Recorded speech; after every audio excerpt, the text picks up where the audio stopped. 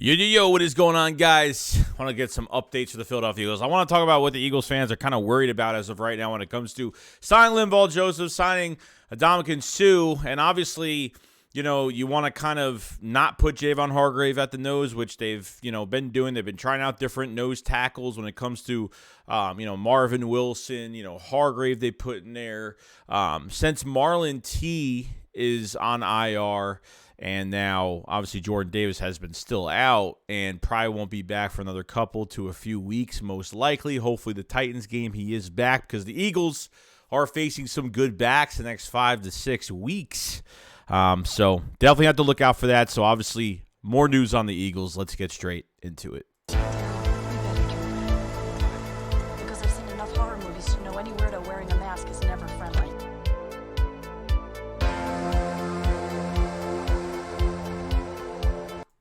What is going on, guys? Hope everyone's having a fantastic day. So, a lot of the Eagles fans have been a lot of stuff coming out, and everyone's so afraid of what Gannon is going to do with these players now.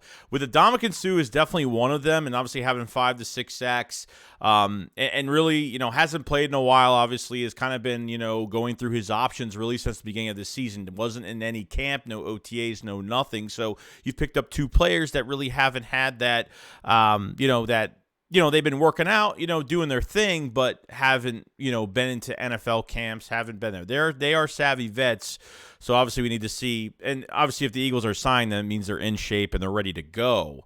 I really hope with Jonathan Gannon, man, and this has kind of been going around the internet a little bit, and seeing Ndamukong Suh kind of just go into pass coverage. I swear to God, man, like if we see Ndamukong Suh just hit somebody going to pass coverage like that, it's going to be very embarrassing. I mean, you're not grabbing these guys to go into pass coverage. Like I was kind of making a joke about that, and then people were putting up videos of Ndamukong Suh in pass coverage the other day. Obviously, I know it means absolutely nothing, but I just think it's funny, but not funny either, because I really don't want, Howie Roseman has made some moves that, Howie Roseman believes in this team that they can go a lot further than what they expected. But obviously, like I said, you lose Jordan Davis, you lose Marlon T on Sunday night, you're down 2 defensive tackles, and you really have nothing up front. So sign those 2 guys, Howie Roseman being aggressive. Linval Joseph did talk about in his presser at his locker room and at the NovaCare and stuff, and talking about Suh was a big part of the reason why he came to Philadelphia. Obviously, the record, obviously the Eagles, and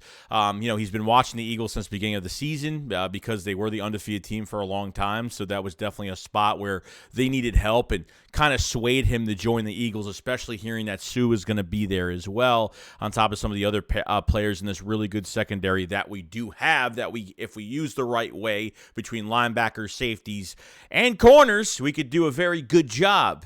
But I'm hoping on seeing that. Eagles fans are getting a little nervous right now on how they're going to be using these players. And at their ages right now, you're not trying to put these guys in pass coverage. You're trying to line them up on the nose, clog the hole up, and hopefully behind that, fit some spots with these linebackers, get aggressive. Because at the end of the day, if I don't see at least 5 to 8 blitzes, at least for a starting game for Gannon, because, we have to give him time every single week. It's going to be a problem if you lose against the Colts. It's going to be a big loss. It's going to be probably, I'm going to be on the verge, or probably not on the verge, but I think if we lose this game and defensively we're giving up over 100, averaging 158 yards a game, average the past 2 games together, 158 yards. This man needs to get fired, and I think it should happen after the Colts game if they do lose it. If I don't see any type of promise with this defense going to this Colts game, I don't see them, do what they're supposed to be doing with more players, even more big-time vets that are brought to this team to help out your defensive line, and he still can't get it done. It's going to be a really big problem. Secondly, I thought it was pretty funny at practice, too. Like, since Quez Watkins fumbled that ball on Sunday night, they literally been doing the same. They've been getting up, doing these drills, getting up, and pretty much, them trying to punch out the football. It's just, that's a good thing. I'm glad that they're doing that. I understand it's just practice, but they're literally, like, grabbing gloves and they're punching the crap out of these guys, getting up off the ground. And, making sure that, if you fall to the ground, you don't get touched, you get back up. You got to secure that ball. And Quez Watkins could have stayed on the ground. It could have been a big pivotal moment of that game on Sunday night versus Washington. Obviously, there's a lot of other things that happened in that game, as well as the coaching was 100% bad. The Eagles had opportunities, and mistakes were just made, self-inflicted wounds. It just did not help whatsoever. So I'm glad they're working on recovery and, trying to protect the football if they get back up, if they're not, touched on the ground and stuff. So that's a good thing. I think the most important thing is tackling. And that's another thing they got to work on is the tackling. You're going to be facing some really good running backs next 5 to 6 weeks, and you got to be prepared for this. I mean, you haven't faced Aaron Jones, A.J. Dillon. You got Derrick Henry. You still got Saquon Barkley 2 times. I mean, you got some really good backs in the next 5 to 6 weeks. You have to get prepared for this. Obviously, it definitely helps when they don't run an automatic 5+ yards and then try to tackle them, because I thought the tackling was still atrocious Sunday night, regardless of how this team has been looking. The tackling just hasn't been exceptional at all, and tackling dummies isn't going to be the best thing ever for them to practice, but at least they're trying to get better at a weakness as a part of our defense, which is tackling, unfortunately. And lastly, I want to go over Robert Quinn, man. It's been like 49 total snaps in 3 games, 16 snaps a game, and it just seems like nothing's going on. 1 sack in how many? 9 games, whatever it says here. I mean, and 10 games. 1 sack in 10 games. A guy had 17.5 sacks, 18.5, whatever it was last year. I know last season was last season with a better defense around him last year with the Chicago Bears, but they're not playing him enough. I mean, I don't even see him on the field that much. Unless I'm wrong, I try to find his. I think his second or third game, he only had 12% of the snaps. I've seen him in pass coverage as well. I mean, they're doing that with all these defensive ends, which I cannot stand. You know what I mean? It's like you got to do better than that with him, man. Like at this point, like he is going to help the inside. And obviously offenses are going to have to pick their poison a little bit and see who they're doubling, and having Quinn. And Quinn has helped a little bit with Javon Hargrave's success as well. Having Quinn on the side of Javon Hargrave has freed up Javon a little bit to have 5-6 sacks for the year. I think he had 6, for the year as of right now, which I think is still a good year. And, since Fletch isn't really the same Fletch or Cox that we've been seeing, Brandon Graham is still, is still getting some pressures. His numbers aren't really going up too much sack-wise, but as long as they're being disruptive, you're always helping. If you can get in the backfield, disrupt that backfield, you're helping the guy out next to you to make a play, and that's what matters. And God forbid if we brought up these linebackers just a little bit in a game, I think better things could happen. This could be the best defense in the NFL. When it comes to the run defense, it's definitely one of the worst teams in 2 games at least for the Philadelphia Eagles. I think that teams have just caught on to this scheme from Jonathan Gannon. It's just been a total mess, but I'm not saying that Robert Quinn's washed or anything like that, but you got to do more with him, man. I barely notice him, and look, when I'm streaming and I'm trying to watch the game at the same time, it's hard for me to see in the exact moment when I'm looking at the chat of what's going on, but I haven't really seen much. I think it was the Pittsburgh game when he almost had 2 sacks. He got close to the quarterback 2 times. He was so close, but then really just if he's getting 16 snaps a game, maybe it's not enough, or if it is enough, but is it really enough?